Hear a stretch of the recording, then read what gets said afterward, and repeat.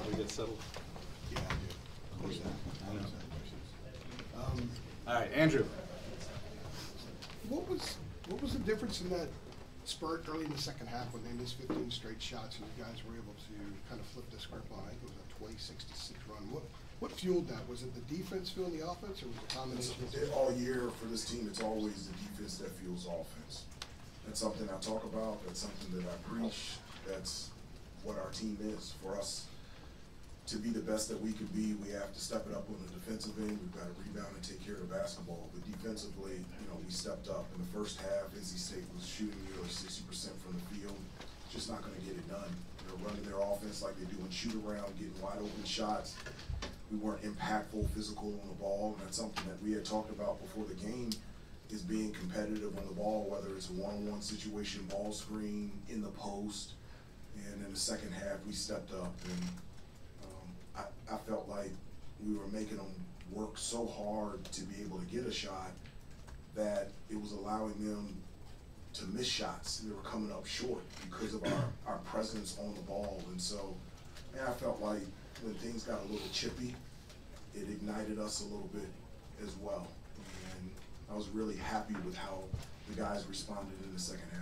You don't want to see chippy. You don't want to see I'm not chippy. Well, no, the situation, like a near incident or whatever There's it was. nothing happening there. I played in the 90s where you a fight could break out and you could still play. That was nothing. Yeah, I understand that, but do you like to see your team kind of have stuff like that because it just kind of gives them an extra juice, sort of what you're alluding to? We don't need that, but I just felt like in this particular game, that chippiness ignited us even more. And but we talked about, having that competitive fire, but also keeping your composure. And I felt like we did that also. And our ability to get to the free throw line and make free throws. Hubert, I know, kind of going off of that, this isn't the first chippy game you guys have played this year, but what do you think it is about, I guess, the personnel of this team that kind of allows you guys to respond in the way that you guys do and almost, I guess, kind of fuel you guys for, I guess, the remainder of those games? Well, our guys from the start have always enjoyed competition and competing. Our practices are spirited, they're competitive, physical, and that's the way that this group has played and practiced all season. So what you saw out there at the game, that's what I see every day at practice, so that we're not out of character when we do that out there on the floor. And to hold them to 22% in the second half, as good as NC State is, as gifted as they are, especially on the offensive end, that was an elite performance by the guys defensively in the second half. Hubert, Coach Keats said that Elliot Cadeau was the difference maker for you guys, and he thought that he was really impactful. Do you feel that way? I feel like he was very impactful.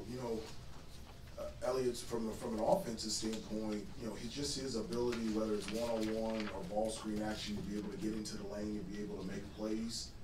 He's strong, and he can penetrate through contact. He can score. He can find guys, distribute. He was finding guys from three, cutting to the basket.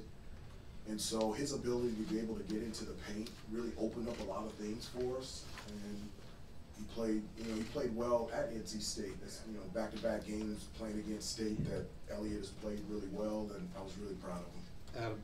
Hubert, to your point about not backing down, from the physicality and the confrontation, this type of game is kind of a Harrison Ingram type game, isn't it? Like, he sort of feeds in an environment of like this. He likes that kind of stuff. He does. Harrison was Harrison today.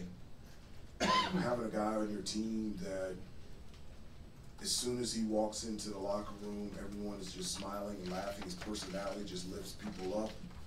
And then on the court, he just changes. He's a guy that can guard multiple positions. He can rebound, he can post, he can hit threes, offensive rebound, make free throws. He adds another ball handler for us, so with pressure we can give him the ball and he can bring it up and initiate offense. And you never have to tell Harrison, let's play hard. He just instinctively, in anything, practice, shoot around. Obviously, the game brings tremendous energy for us, and it fueled us today. Ironically, Harrison actually said that he felt like the team came out a little flat in the first half. Do you agree? I don't think we came out flat. I just didn't think we were playing very good defense. I thought our pace in the offensive end was good. I felt like our energy and our effort was pretty good. In the first half, the little discipline and details defensively, that wasn't good. We were a missed box out here, a missed coverage on a ball screen there, going up for a shot fake, different stuff like we were fouling, putting him on the free throw line. So that was our problem in the first half. But obviously Harrison's energy was higher than anyone else's in the first half, and it really lifted us. And to be honest with you, kept us within 8 in the first half by his play in the first half.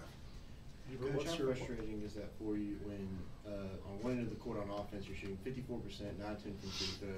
Those are numbers you expect to be up and going into the second half, but then it's the little things on the other end that don't translate.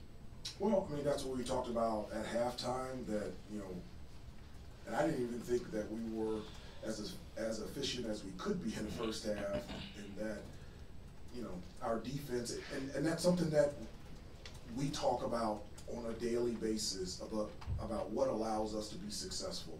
It is what it is. You know, it's nothing about offense. It's everything about us defensively having a presence, us being impactful and winning the boards on both ends, and us taking care of the basketball, because NC State does a great job of getting steals and deflections. Hubert, I know it was a quieter scoring day for RJ today, but still at the end of the game, the ball's in his hands on those critical possessions with like a minute and a half remaining. What can you say about the leadership that he provides, even when his shot may not be falling or when he may not be scoring at a higher rate, and just how he leads the team? Well, we knew that all year, he's gotten, you know, defensive pressure, and coming off of 42, I'm sure they weren't going to allow him to get clean looks out there. And, you know, again, that's one of the things that I really like about this team, is that it could come from different areas.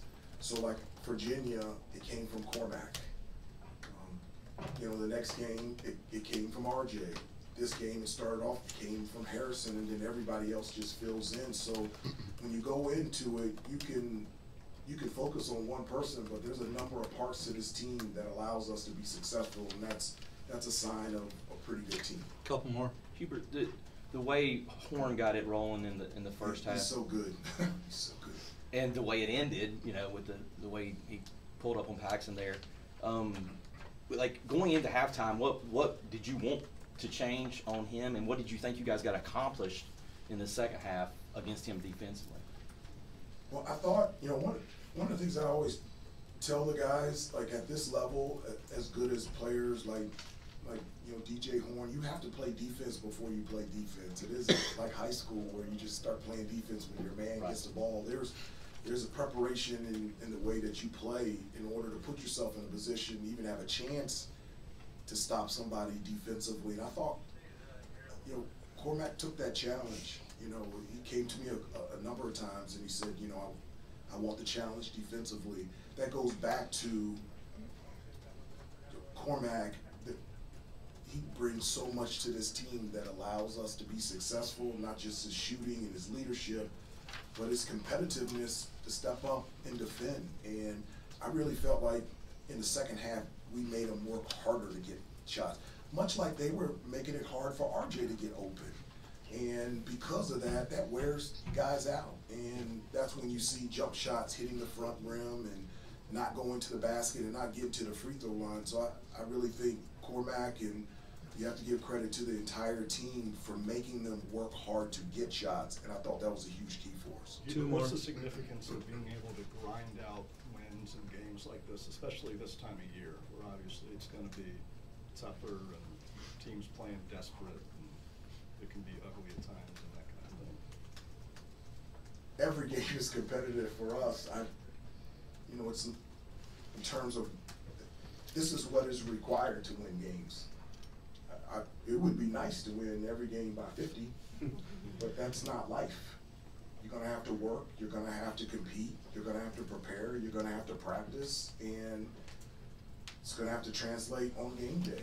And that's what our guys are doing, and they've done that all season. So we knew coming into this game how talented NC State was, and we knew what kind of game it was going to be. And I was just happy with the response in the second half, especially on the defensive end. The crowd was amazing. I mean, there's just something. They're always great, but Saturday afternoon ACC games in the Smith Center, it's even better than great. It's like magical. And so the crowd really helped us today. Anybody else? Okay, thank you. Thank you.